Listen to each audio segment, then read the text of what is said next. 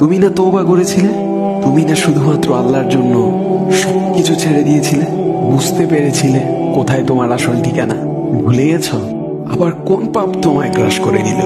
তুমি তো সেই যে নিজের পাপের প্রতি অনুতপ্ত হয়ে সিজদায় পড়ে অঝরে কেঁদেছিলে।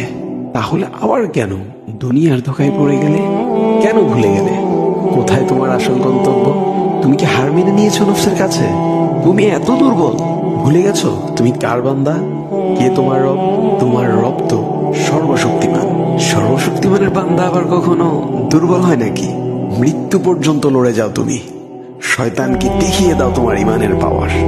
শয়তানের ধোঁকায় পড়ে অনেক পাপ করে ফেলেছো, তাই নিরাশ হয়ে গেছো তুমি, তাই না? তুমি কি জানো না তোমার রব কতটা মহান? তিনি তো তোমাকে ক্ষমা করার জন্য অপেক্ষা করছেন। তাই ফিরে আসো সেই রবের দুয়ারে, যার দুয়ার কখনো বন্ধ হয় না।